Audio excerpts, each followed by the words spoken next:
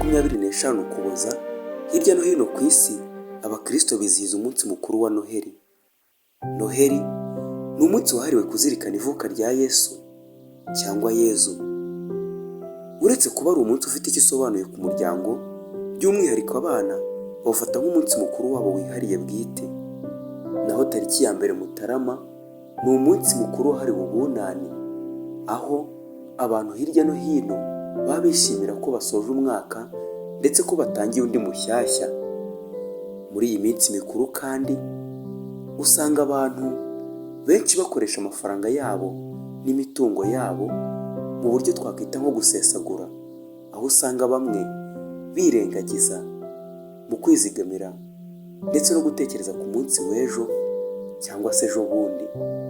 Iyi minsi kandi ni iminsi abacuruzi bavuga ko babona icyashara cyane, aho usanga bacuruza ingano nini cyane ku biribwa ndetse n'ibinyobwa. Ni iminsi y'amafaranga ku bacuruzi muri rusange. Muri iki kiganiro tugiye kugaruka ku mugani ubunani bwasize inkuru. Bamwe bati i Kigali ni amahanga, inzara irashyira, igihemu ntigishira. Iki kiganiro kandi uragisanga kuri YouTube channel yitwa Ibyacu Iwacu. Umugabo mu Muhima wa Kigali yariye ubunani buhera kurwara abugeza ku gutwi nka ya hene ya Nyirakaranena na Rukiramacumu, bitewe n'amafaranga yagombaga kurihwa nyirinzu. Nyir'urupanga ati urayabura ugasohoka hagapanga undi. Umugabo yirukira muri bagenzi be araguzaguza, ariko baramuhakanira. Uwakandiye ati reka ubunani bwarayamaze. Biramushobera, yatekereza nyirinzu umucumbikiye agasanga bitoroshye. Abuza amikoro yibuka guteka umutwe, ariko awarura n'amazi yawutetsemo atarashyuha. Nuko arakuzamukiye no mu gitwa cya Kigali hejuru kwa Musenyeri, akubita amarira hasi ati mubyeyi ntabara, aho ubona ndagowe. Umugore n'umwana yari ahetse bagiriye agisida mu nzira bavuye Butare gutora, bahita bahwera ntawateye akageri. None ukama amafaranga yo kugura imodoka yo kubatwara ndetse nayo kugura amasanduku yo kubahambamo. Ibyago birantunguye kandi nta faranga nari nsigaranye. Yashiriye muri iyi minsi mikuru ishize, iya Noheli n'amakonji ndetse n'ubunani. Umugabo abonye Musenyeri ababaye yirya icyara agira ati ahari umutwe wanjye urahiye. Kugira ngo aze kumuha menshi akubita amarira cyane, araboroga ati n'ubundi umugore wanjye ukuntu namukundaga sinari kuzamusazana rwose. Kugira ngo Musenyeri agire icyo amwemerera, we yabanje kumwigisha no kumurema agatima, amutekerereza ibya Yobu. Yobu ni umugabo uvugwa muri Bibiliya. Izina Yobu rikaba mu rurimi rw'Igiheburayo risobanura kugaruka cyangwa kwihana. Ni ukuvuga ngo tugerageje gusobanura izina Yobu mu Kinyarwanda twamwita ugarukiye Imana. Uyu Yobu yari ikirangirire mu karere yari atuyemo kubera ubutunzi bwinshi yagiraga, akaba n'umukiranutsi. Yobu mu buzima bwe bwose yari umuntu w'indahemuka wumviraga Imana. Yari atuye mu gihugu cya Usi bugufi bw'i Kanani. Yobu kimwe n'undi muntu wese twavuga ko ubuzima bwe bwose butamuhiriye, kuko hari igihe yageze mu bihe by'amage ahura n'ibyago bikomeye cyane umuntu wese atapfa kwihanganira. Bibiliya ivuga ko Satani yateje Yobu abajura maze biba inka n'ingamiya ze, kandi intama ze zirapfa. Nyuma y'ibyo yicishije abahungu b'10 n'abakobwa be inkubi y'umuyaga. Hanyuma yamuteje indwara mbi cyane. Yobu yarababaye cyane. Ni nayo mpamvu umugore we yamubwiye ati vuma Imana maze wipfire. Ariko Yobu ntiyabigenje atyo, kubera ko yari indahemuka kandi yagiraga icyizere cyane Imana. Nanone haje inshuti ze 3, inshuti twakwita iz'ibinyoma, maze zimubwira ko yagize imibereho mibi, ariko Yobu yakomeje kuba indahemuka ku Mana. Ibyo byashimishije Imana cyane, hanyuma iza guha Yobu umugisha ndetse imukiza indwara, imusubiza n'ibyo yari yaranyazwe na Satani. Agira inka, intama n'ingamiya bikubye ibya mbere inshuro 2. Uyu niwe Yobu nakubwiraga Musenyeri yatanzeho urugero muri uyu mugani. Uyu Musenyeri yamubwiye amagambo amukomeza amubwira ko umunyabyago ari we Imana ikunda. Ati rero komera. Ahamagaza shoferi ati mujye kuzana imirambo. Abwira umupadiri ati mujye gukoresha amasanduku 2, mukoresha iy'umukuru n'iy'umwana mutoya. Umugabo abyumvise arababwa, yumva nta mafaranga abonye kandi we ariyo yashakaga. Muri make yari abonye imodoka imujyana, abonye amasanduku ataguze amafaranga, ibyo yumva birapfuye.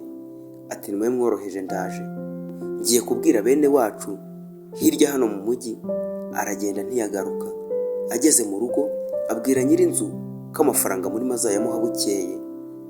Burakeye agaruka kwa Musenyeri.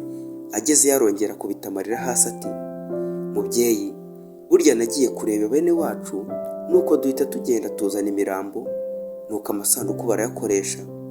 Ubu narinje gusa nguma amafaranga yo kugura amayoga yo guha abavuye guhamba.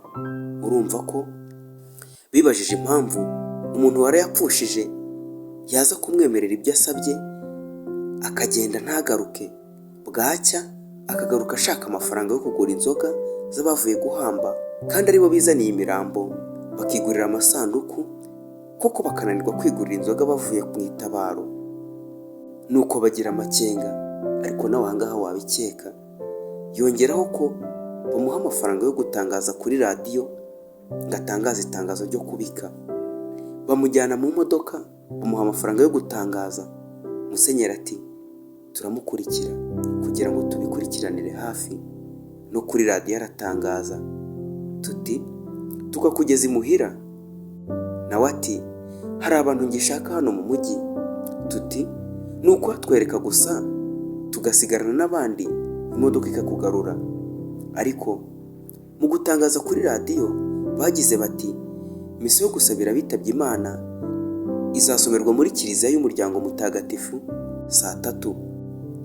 Musenyeri ati twongeraho ko natugeza mu rugo aza guhita abona amafaranga.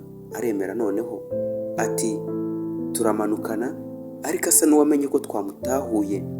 Amanuka akeka ko natugeza hafi yiwe aza guhagarara akavamo akadusigisha amaguru, akihina mu nzu akihisha.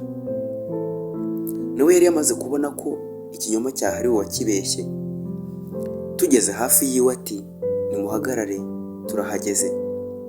Imodoka itarahagarara neza aba yasohotse, asimbuka umukinga ajya ruguru. Tuba tumuriho, avunja ibihuru n'inzitiro, nabwo tumuri inyuma. Ikinyoma kiramuremera kimubuza gutaruka ngo arebe nibura ko tumuri hafi. Akatana no munsi y'urugo, ahinguka mu rugo yiroha mu nzu. Uko yakazanye impirita n'ingoga, tuhagera natwe duhura imirindi. Umugore baturanye asohoka kureba. Tumubaza ko aho uwo mugabo yinjiye ari iwe, arabitwemerera. Turamubaza tuti ese yapfushije umugore n'umwana yari ahetse? Ati reka da, umugore uri mu nzu ni umugore we. Yumvise tuvuze arasohoka araturembuza. Nuko ninjira mu nzu, ariko undi twari kumwe ntiyinjira, asigara abaza uwo mugore neza. Njya mu nzu anyereka aho nicara. Umugore abavuye mu cyumba, turaramukanya arasohoka. Umugabo ahita ambwira ati uwo ni mushiki wanjye waje kubambikira. Nanjye nti ese imirambo iri he? Ati iri haruguru kwa mukuru wanjye. Ndongera nti ngaho rero duherekeze ujye gufata amafaranga ku muhanda, padiri niwe uyafite. Nkwibutse ko padiri yari yasigaye aganiriza wa mugore, twagira ngo tumutonganyirize hamwe. Tugeze mu nzira, nuko tugeze hafi y'imodoka tuti ariko uzi kubeshya ye. Yumva twabimenye ahita turumbuka aravuduka, tuyoberwa aho arengeye. Abahuruye bikanze imirindi n'umugore wazamo ati ndi muzima n'umwana wanjye nguyu. Nuko turatangara tuti imitwe ni myinshi koko. Abandi bati Kigali ni amahanga. Hinga rero dutinde muri iyo Rwaserera tugere kuri radiyo yabivuze. Mu gitondo abantu bateraniye ku kiliziya kuririmba. Umupadiri basanze w'umuzungu ati mwari muje mu misa y'abapfuye? Nimwigendere bazutse. Burya bwose yari inzara.